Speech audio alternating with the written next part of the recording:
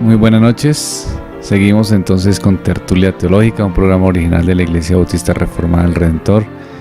Mi nombre es Helber Conde y estoy con Joel Sarman, que nos está hablando acerca de la historia del cristianismo, y comenzamos con el siglo VII. Adelante, Joel. Listo. Muy bien, entonces el séptimo siglo, los años 600.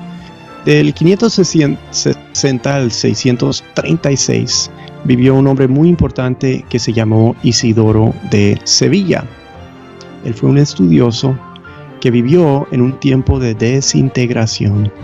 Eso es lo que está sucediendo en todos estos siglos. Se está desintegrando la civilización romana. En este caso, en España es donde él está.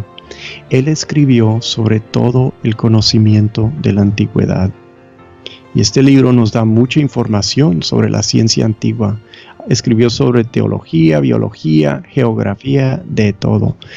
Isidoro de Sevilla fue muy consultado y muy influyente en las edades medias. Y fue un gran transmisor del conocimiento, ¿sí? O sea, estas cosas se pueden haber perdido, pero él las escribió, las documentó y las pasó a nosotros. Isidoro de Sevilla es interesante porque representa la primera etapa de la literatura española. Es en este siglo, el séptimo siglo, que se comienza a distinguir el castellano.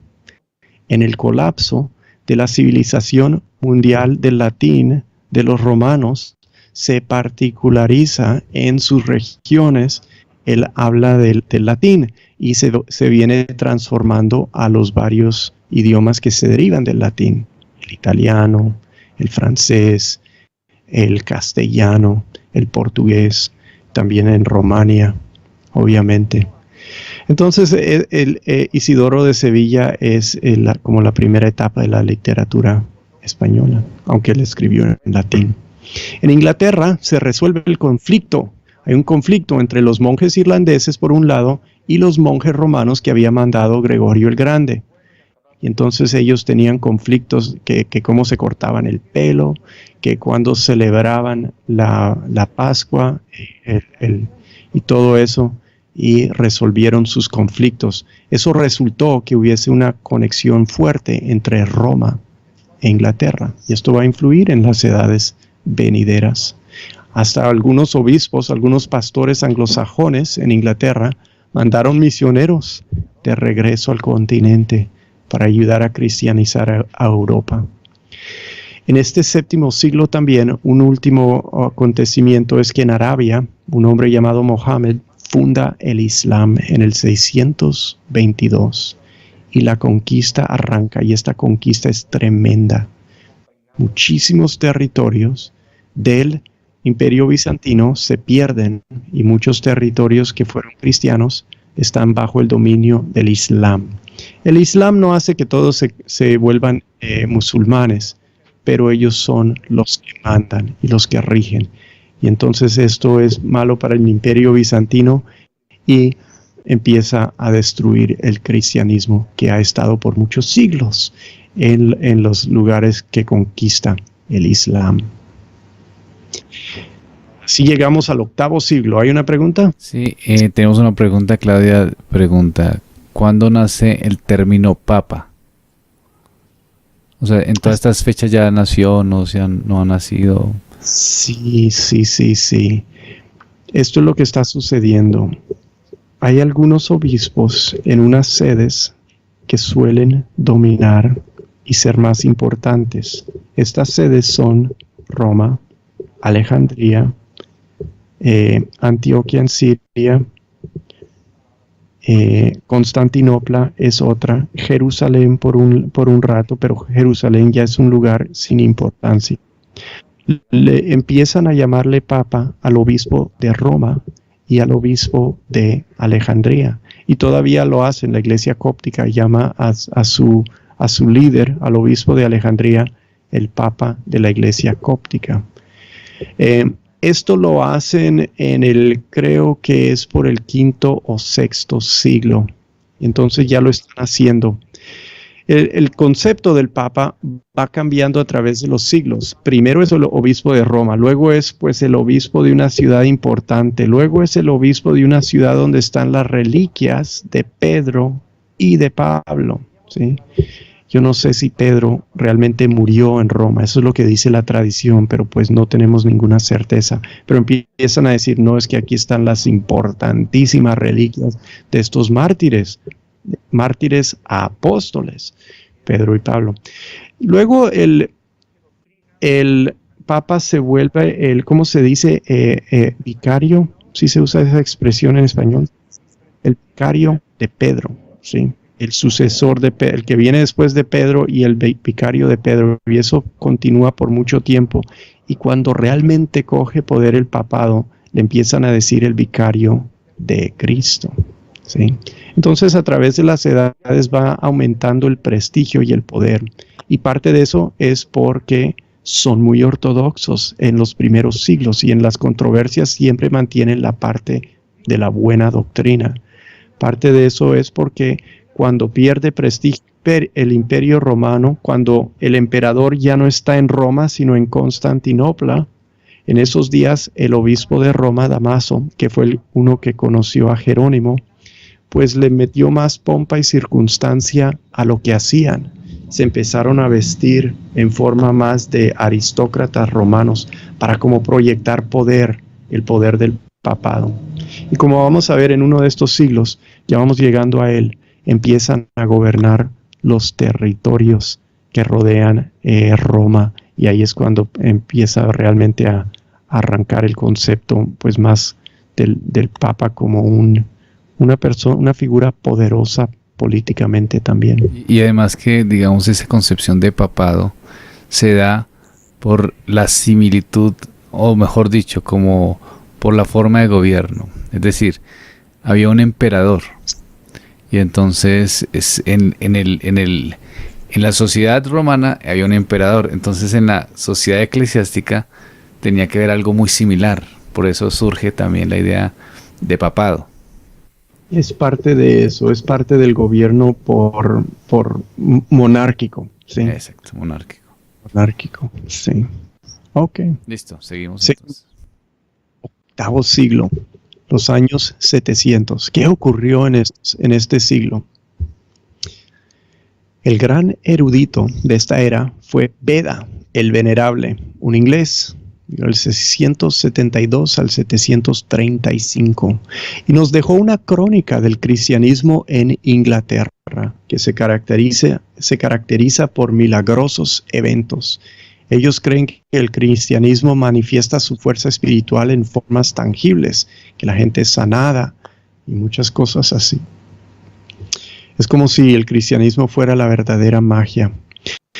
Y eso nos recuerda que los cristianos de estas edades no eran gente como nosotros. En ninguna edad han sido parecidas. Nosotros somos gente moderna, ellos no son gente moderna. No explican como la gente actual explica. Y así los sucesos que ocurren, pues les dan una explicación distinta a la que nosotros lo haríamos. Y viven en otro mundo, se puede decir por eso. Y algo para recordar es que está muy decaída la situación. En Europa ya no hay civilización. No hay que juzgarlos como si fuesen hombres con los beneficios de la civilización. Pero sí tienen sabiduría, y Beda lo demuestra. Y fue un gran hombre de Dios. Escribió buenas cosas que son de provecho para nosotros escribirlas, siempre y cuando entendamos que pues también fue muy distinto a nosotros en varias cosas. Bonifacio, también de Inglaterra, fue como misionero a los alemanes. Entonces hay obra misionera, están mandando gente, y también los monasterios. El papado, en este siglo, en el octavo siglo, es cuando en las abandonadas regiones de Italia, que ya no tienen mucho gobierno secular, se instituye como gobierno temporal. El Papa ahora es líder político, y la verdad es que el emperador bizantino no tiene cómo defenderlo, y por eso el Papa pues tiene que hacer lo que pueda. Están muy apretados en Constantinopla por los musulmanes, las conquistas musulmanes que siguen quitándoles territorios y los siguen rodeando. Surge en este siglo, el octavo siglo, Carlomagno. Su abuelo fue Carlos Martel. Carlos Martel derrotó a los musulmanes cuando estos amenazaban a Europa. Ellos habían conquistado ya España.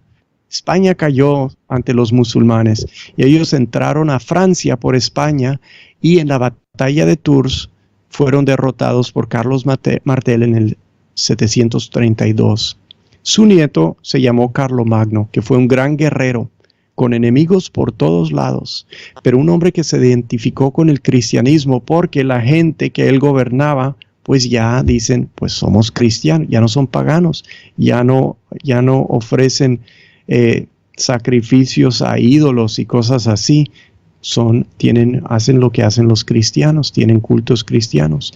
Así que Carlomagno es un defensor, porque defiende a su pueblo, es un defensor de cristianos. Y lo que dice el Papa, o lo que hace Carlomagno, es decirle al Papa, yo quiero sus territorios, y el Papa dice, pues ¿cómo arreglamos eso? Mire, digamos que yo le voy a dar una corona y yo le voy a decir, usted es defensor de estos territorios para que me ayude. Y así no nos metemos en líos, no nos estamos peleando. Se arreglaron o algo hicieron, o quizás Carlomagno le dijo al Papa, ríndase, y el Papa dijo, bueno, me rindo. Algo sucedió y el Papa coronó a Carlomagno como emperador del Sacro Imperio Romano en el año 800. Este es el comienzo del Sacro Imperio Romano. ¿Por qué es el Sacro Imperio Romano? Porque todavía hay emperador romano en Constantinopla. De hecho, en Constantinopla el emperador romano bizantino se ríe del Papa. Dice, este está en liga con un bárbaro analfabeto de quién sabe dónde. Pero el emperador sacro, el Sacro Imperio Romano es una institución muy importante. Se decae, se vuelve a retomar, y es el Sacro Emperador Romano, Carlos V, que se enfrenta a Lutero en el siglo XVI. Entonces esta institución arranca en el año 800. Esta alianza entre el Papa y el Sacro Emperador de Francia en este momento, Francia y algo de Alemania, pues va a llevar a la situación en la que se da la reforma. Carlomagno buscó la ayuda de un erudito de Inglaterra llamado Alcuin de York, en el norte de Inglaterra.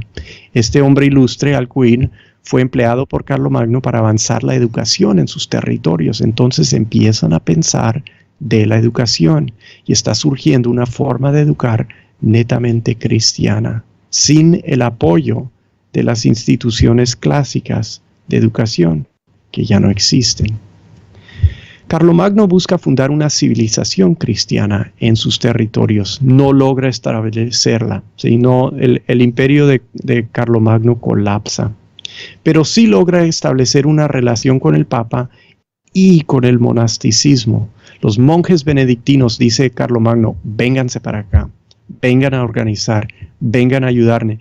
Necesitamos monjes porque monjes son gente que sabe escribir, sabe pensar, tienen conceptos de ley, y nosotros somos unos bárbaros que no tienen ninguno de esos conceptos. Vénganse, por favor. Se vinieron y se ponen a trabajar en el 8º siglo en Europa. El concepto social del catolicismo tiene raíces en esta época. Yo he conocido católicos y ellos hablan así. Ellos dicen, yo no oro lo suficiente, yo no oro como debo, pero ¿sabes qué? Los monjes rezan y oran lo que a mí me falta y me suplen. Y esa es una de las bendiciones de ser católico. Este concepto tiene raíces en esta época.